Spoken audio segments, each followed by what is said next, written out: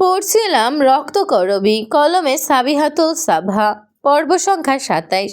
করবী কফির মগ হাতে নিয়ে ধীর পায়ে মেহরাবের সামনে দাঁড়ালো। মেহরাব হাতের বইটা পাশে রেখে কফির মগটা নিল। চোখের ইশারায় করবীকে বসতে বলল। করবী বসল। হাত দুটো অজান্তেই কসলাচ্ছে। কোথা থেকে শুরু করবে সেই দ্বিধাটাই তাকে অস্থির করে তুলছে। মেহরাব কফির মগ তুলতে তুলতে বলল, চিনি ঠিক আছে তো? করবী জোর করে হালকা একটা হাসি টেনে বলল, সে তো জানেই না মেহরাব কতটা মিষ্টি পছন্দ করে। তবুও নিজেকে স্বাভাবিক রাখার চেষ্টা করে বলল, আমি শিওর না। মেহরাব কফিতে চুমুক দিতেই করবীর চোখ শুরু হয়ে গেল। তার চাহনি দাঁড়ালো ছুরির মতো, এক ফোঁটা অস্বস্তি, একরাশ কৌতূহল। সব ঠিক আছে তো? মেহরাব মাথা ঝাঁকিয়ে বুঝিয়ে দিল, কফি ঠিকই হয়েছে। করবী চারপাশে একবার তাকালো। কথা শেষ করেই তাকে বাইজিদ শেখদারের রুমে ঢুকতে হবে। সময় খুব বেশি নেই। করবী অস্থিরতায় মেহরাব প্রথম দেখাতেই বুঝে গিয়েছিল। সে সোজাসাপটা গলায় বলল, কিছু বলবেন? এই সরলতা করবীর ভালো লাগলো। ছেলেটা সত্যি অদ্ভুত রকম ভালো। কথায় ব্যবহারে সব কিছুতেই করবী একটু থেমে বলল, আমি আপনার বাবার ব্যাপারে কিছু কথা বলতে চাই। মেহরাব সঙ্গে সঙ্গে মনোযোগী হয়ে সোফায় হেলান দিল। চোখের কোণে অবহেলা নেই। আমি শুনছি। করবী আমতা আমতা করে বলল, আমি চাই আপনি আপনার বাবার চিকিৎসা করান। আমিও চেষ্টা করব যতটা পারি। মেহরাব স্পষ্টভাবে অবাক হলো। এমন কিছু সে আশা করেনি। কিন্তু কেন? এই প্রশ্নে করবী চমকে উঠল। নিজের বাবাকে সুস্থ করার কথায় আবার কেন আসে নাকি? মেহরাব বুঝতে পারল করবী তাকে সন্দেহ করছে। তাই সে দ্রুত বলল, আচ্ছা ধরুন, বাবার জন্য যখনই আপনার প্রয়োজন হবে আমি কি আপনাকে ডাকতে পারবো? করবী সোজা মেহরাবের চোখে চোখ রাখল। কোথায়? করবীর এমন দৃষ্টি দেখে মেহরাব হেসে মুখে হাত রাখল। হসপিটালে? করবী হালকা হাসল। আমি আসব। মেহরাব তখনই করবীর নাম্বারটা রেখে নিল। করবী নিজেও জানে না সে আসলে কি করতে চাইছে, কিন্তু এতটুকুতেই সে খুশি, কারণ করবীকে নিজের করে নেওয়ার আরেকটা নতুন আইডিয়া তার মাথায় জন্ম নিয়ে ফেলেছে। প্রেম, মোহ, মায়া, এই তিনটে জিনিস মানুষকে ধীরে ধীরে অন্ধ করে দেয়। তখন আর বোঝা যায় না কোনটা সঠিক আর কোনটা মারাত্মক ভুল। হামজা পুরো ৪ ঘন্টা ধরে একই জায়গায় দাঁড়িয়ে, হাতে একটা ফুলের তোড়া, যেটার রং এখন আর আগের মতো টাটকা নেই, ঠিক তার ধৈর্যর মতোই। ভেতরে ভেতরে রাগ জমে পাহাড় হয়ে গেছে। তবু মুখে এক ফোঁটা বিরক্তি নেই, কারণ আজ রাগ দেখানো যাবে না।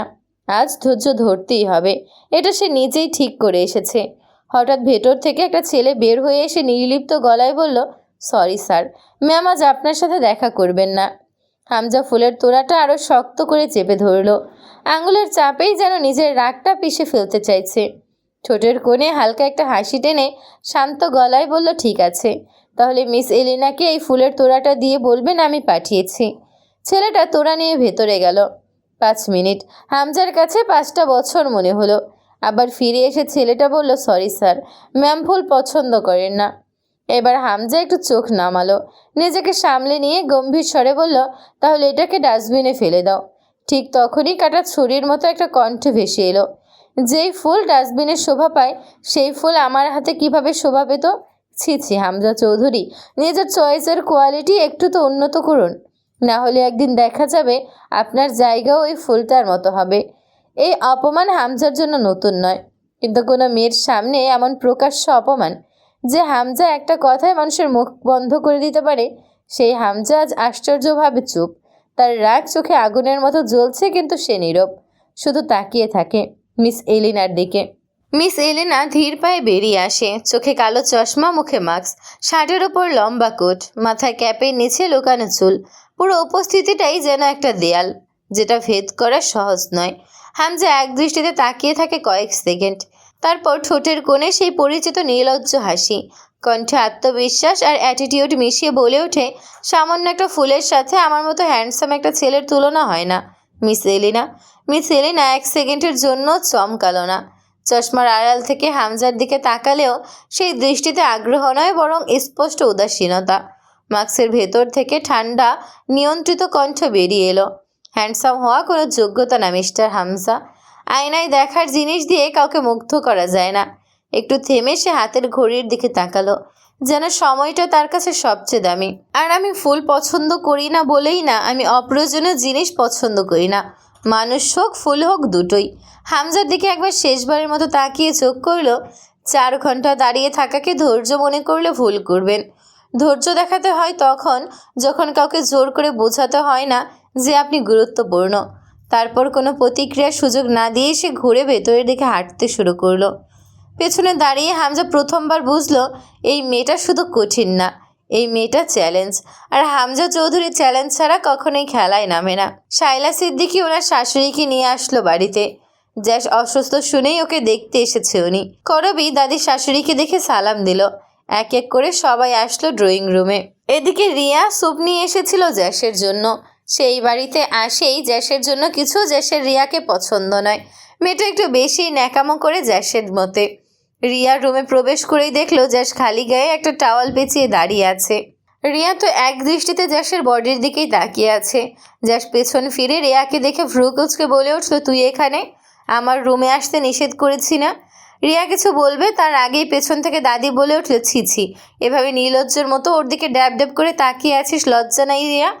নানির শব্দ পেতেই রিয়া চমকে পেছন ফিরতে গিয়ে পিছলে গেল আর পুরো স্যুপ গিয়ে পড়লো জ্যাসের শরীরে। বেচারা গরম স্যুপ গায়ে পড়ার পরও চুপচাপ দাঁড়িয়ে রইল। আর রিয়া ভয়ে এক দৌড়ে গিয়ে নানির পেছনে লুকালো। জ্যাস আগুন চোখে রিয়ার দিকে তাকিয়ে বলে উঠল, কপাল ভালো চাইতে চোখের আড়াল হ, না হয় এই দুনিয়ার আড়াল করে দিব কসম। রিয়াকে আর পায়কে? বেচারি এসেছিল সেবা করতে, উল্টো আরও অসুস্থ করে দিয়ে গেল।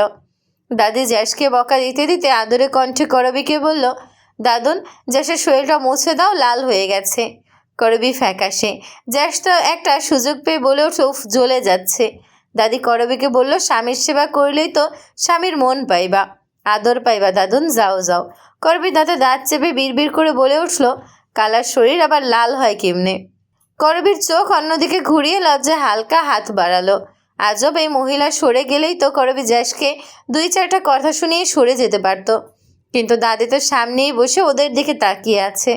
জ্যাস আচ্ছু অবস্থায় ওকে দেখেই মুখের সেই চেনা দুষ্ট হাসিটা টেনে আনে, যেন পুরো পরিস্থিতিটা তার দারুণ উপভোগ্য কোনো খেলা। এই যে আস্তে সত্যি জ্বালা করছে। কথাটা বলার সময় গলাটা ইচ্ছে করে একটু নরম করে নেয় সে। করবীর হাত কাঁপে। কাপড়টা ভিজিয়ে খুব সাবধানে মুছতে শুরু করে। মুখ লাল হয়ে গেছে।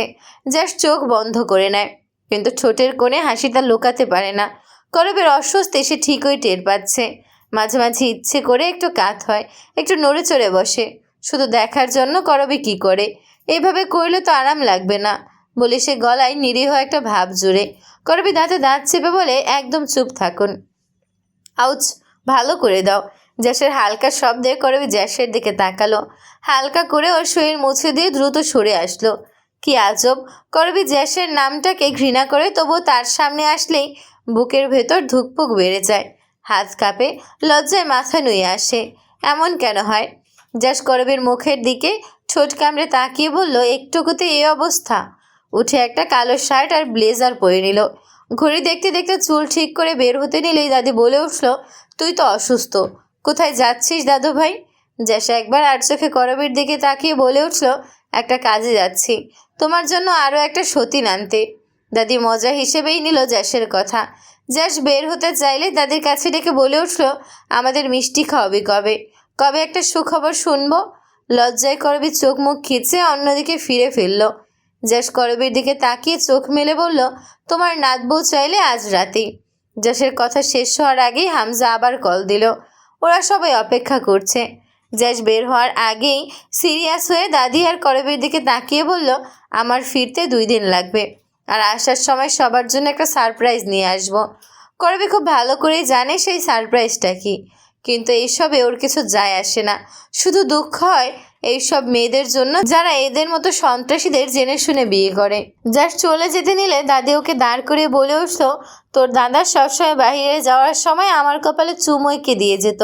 তোর আজকালকার ছেলে পেলে এত আনরোমান্টিক কেন? করবীর রাগে হাত মুষ্টিবদ্ধ করে নেয়। এখন কি জ্যাস ওকে স্পর্শ করবে?